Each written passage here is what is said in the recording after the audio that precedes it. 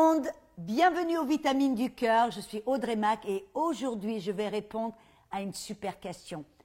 Pourquoi le déluge?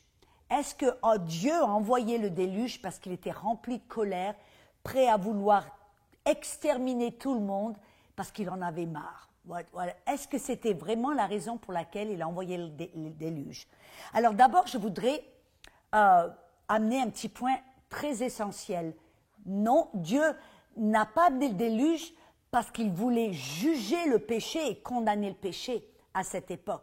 Parce que la Bible nous révèle quelque chose, un point très intéressant. Dans Romains 5,13, l'apôtre Paul nous révèle quelque chose, il dit « Jusqu'à la loi », et vous savez c'est Moïse qui a amené la loi dans le livre des Exodes, il dit « Jusqu'à la loi, le péché était dans le monde, or le péché n'est pas imputé quand il n'y a point de loi ». Qu'est-ce que ça veut dire? Ça veut dire que le péché a été imputé ou l'homme a été jugé pour son péché à partir de la loi. Mais avant la loi, Dieu ne jugeait pas l'homme selon son péché. Et nous avons des très bons exemples. Par exemple, Abraham, le père de la foi. Savez-vous que Abraham, selon la loi, il a marié sa sœur, demi-sœur Sarah. Et vous savez que la loi dans Lévitique 18 et Deutéronome 27 nous dit que quelqu'un qui marie sa sœur ou sa demi-sœur doit être tué, lapidé. Et pourtant, là, on voit Abraham, Dieu ne l'a pas condamné, Dieu ne l'a pas jugé. On sait aussi que la loi nous dit que le mensonge doit être jugé. Si quelqu'un va mentir, il doit être jugé. Et pourtant, vous le savez que Abraham a menti à plusieurs reprises et n'a jamais été jugé. Pourquoi? Parce que Dieu, pendant cette période, était prêt à passer au-dessus ou à ignorer, comme la Bible nous dit, ignorer certains péchés. Amen. Et faisait preuve de grâce et de miséricorde afin d'avoir une relation avec l'être humain, avec l'homme, et c'est pour ça on voit qu'Abraham marchait avec Dieu, Enoch a marché avec Dieu, Noé a marché avec Dieu, amen, afin que l'homme n'ait pas peur de Dieu et ne s'éloigne de Dieu comme Adam l'a fait tout au début, afin que l'homme n'ait pas peur de se rapprocher de Dieu pour avoir cette communion avec Dieu. Alors Dieu était prêt à ignorer ou à passer au-dessus de ses péchés. Savez-vous que dans cette période qui a à peu près 2400 ans, de la Genèse jusqu'à la loi qui était dans le livre des Exodes, Moïse, savez-vous que la parole péché, sous toutes ses formes, elle ne se trouve que 7 fois. Et dans ces 7 fois, Dieu ne l'a prononcé que 2 seules fois. Quand il a parlé à Caïn, il a dit « Le péché est à la porte et son désir est pour toi de te détruire. » Et la deuxième fois, c'est quand il a dit que le cri du péché est remonté au ciel et que Dieu, pour Sodome et Gomorrhe, et que Dieu a dû intervenir. Et donc, cela, ça nous montre que Dieu, ce n'était pas son désir de automatiquement juger l'homme pour le péché. Mais pourquoi alors est-ce que Dieu, pendant cette période de grâce où Dieu ne jugeait pas le péché d'Abraham et de certaines personnes, pourquoi est-ce que Dieu a dû amener le déluge? On voit dans Genèse chapitre 6, versets 1 à 2, il dit « Il arriva quand les hommes commencèrent à se multiplier sur la face de la terre, que les filles leur furent nées. Et Dieu vit que les fils de Dieu, soulignez ça, que les fils de Dieu virent les filles des hommes et qu'elles étaient belles. Et ils prirent des femmes d'entre celles qu'ils choisirent. » Vous voyez, on peut voir ça et apparemment, en première vue, ça n'a pas l'air très important.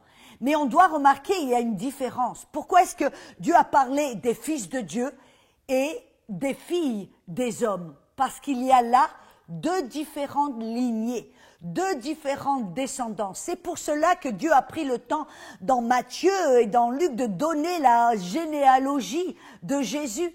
Voyez, parce qu'il y avait 2 lignées différentes. Il y avait la lignée de Caïn, et vous vous rappelez, Caïn a été maudit par la terre. Il n'a même pas été maudit par Dieu, il a été maudit par la terre. Parce que le sang de Abel criait du sol et réclamait la justice. Alors là, la terre a maudit Caïn. Et donc la lignée de Caïn était maudite. Mais il y a alors, depuis la lignée de Seth. Et vous savez que Seth, qui était le troisième fils d'Adam, que lui, Dieu avait donné à Adam, alléluia, était une ligne qui était restée quelque peu pure, qui était une ligne qui venait de Dieu directement. Amen. Et qui devait être à tout prix protégée.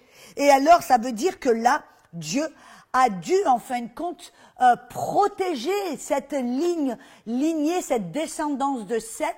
Pourquoi? Afin qu'un jour, Dieu puisse amener le Messie.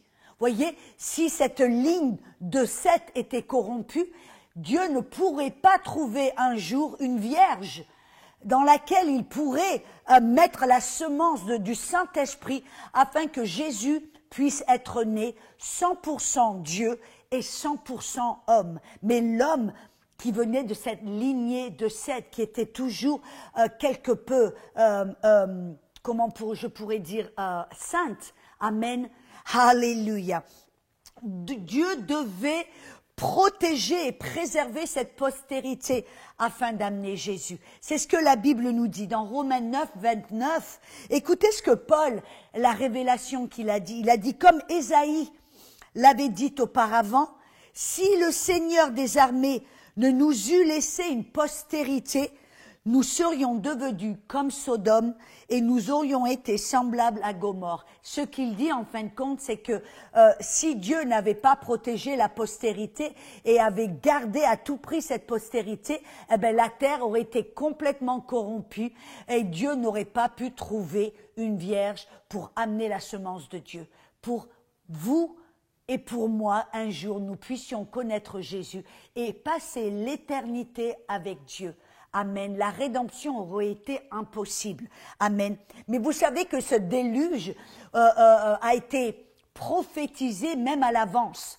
Savez-vous que Enoch, vous connaissez Enoch dans Hébreux 11, c'était un homme qui a trouvé grâce devant Dieu, un homme qui avait ce témoignage qu'il plaisait à Dieu.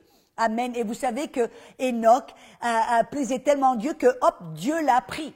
Mais écoutez ce que la Bible nous révèle au sujet de Enoch. Dans Genèse 5, versets 22 à 24, il dit qu'Enoch, après qu'il eut engendré Méthusalem, marcha avec Dieu 300 ans. Ça nous montre quelque chose d'important. Quand Méthusalem est né, c'est là que Enoch a commencé à parler et à marcher avec Dieu. Pourquoi? Parce que la naissance de Méthusalem était très importante et je vous l'expliquerai pourquoi. Et tous les jours de Enoch furent 365 ans, et Enoch marcha avec Dieu et il ne fut plus, car Dieu le prit. Et vous savez que dans Jude, verset 14, ça nous révèle que Enoch, était un prophète et qu'il prophétisait. Et donc, à la naissance de Méthusalem, Dieu, au travers de Enoch, a prophétisé. Et qu'a-t-il prophétisé? Vous savez que le nom de Méthusalem, qu'est-ce que ça veut dire?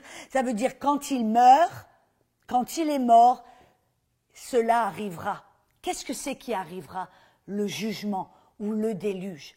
Et savez-vous que Méthusalem est mort 7 jours. La plupart des gens disent qu'il est mort 7 jours avant le déluge. C'est pour ça que Dieu a parlé à Enoch et lui a dit rentre dans l'arche 7 jours avant. Amen. Dès que Méthusalem est mort, hop, Enoch est rentré, Noé est rentré dans l'arche. Et vous savez que Méthusalem est l'homme qui a vécu sur la terre le plus longtemps. 969 ans. Pourquoi? Pourquoi a-t-il vécu si longtemps? Pourquoi? Parce que Dieu n'était pas empressé de juger le monde. Parce que quand Méthusalem allait mourir, hop, Dieu devrait amener le déluge. Et Dieu a attendu. Et Méthusalem ne mourait pas. Il a même excédé son fils, Lamech. Amen. Et Méthusalem a vécu le plus longtemps pour soi parce que Dieu a attendu aussi longtemps que possible avant d'amener le jugement. Et bien sûr, Dieu a dû amener le jugement à ce moment-là. Pourquoi? Parce qu'il ne restait que 8 personnes qui avaient la crainte de Dieu, 8 personnes qui étaient en fin de compte de la lignée de Seth, 8 personnes qui avaient la crainte de Dieu, qui aimaient Dieu, qui voulaient marcher avec Dieu. Et Dieu a dit, si j'attends plus longtemps, je vais mettre cette lignée pour amener le Messie, je vais la mettre en péril. Et alors donc Dieu n'a amené le déluge, non pas parce qu'il avait ce désir ardent de tuer tout le monde, mais parce que Dieu a dû protéger la race humaine. Vous voyez, l'image que j'ai en fin de compte, c'est comme si vous avez par exemple votre jambe qui est remplie de gangrène. Vous savez, la gangrène ou le cancer. Et toute votre jambe est cancéreuse ou toute votre jambe a de la gangrène. Et vous allez chez le docteur. Qu'est-ce que le docteur va faire? Il va vous couper la jambe. Pourquoi? Parce qu'il a une envie ardente de prendre le couteau et de vous couper la jambe parce qu'il veut voir du sang. Non, non, c'est parce que c'est un acte de miséricorde. Parce que, afin de vous sauver la vie, le docteur doit couper ce membre. Et c'est exactement la même chose. Dieu a dû amener le déluge, non pas avec un désir de tuer et d'éliminer tout le monde, mais parce que, afin de sauver la race humaine, Dieu a dû le faire, afin que la rédemption puisse être possible, afin que Jésus puisse être né 100% homme et 100% Dieu, pour que vous et moi, un jour, nous puissions recevoir le salut et vivre en éternité avec le Seigneur. Vous voyez, Dieu est bon. Dieu est miséricordieux. Sa nature est amour. Sa nature n'est pas prêt à juger, non. Oui, Dieu a dû juger, il doit juger, et c'est pour cela qu'il a envoyé Jésus. Il a envoyé Jésus sur la croix pour juger tout le péché et pour que toute justice soit satisfaite. J'espère que cela vous a béni, a répondu à quelques questions et surtout, que cela vous a montré vraiment le cœur de Dieu qui est un bon Dieu, un bon Père. Soyez bénis et à bientôt.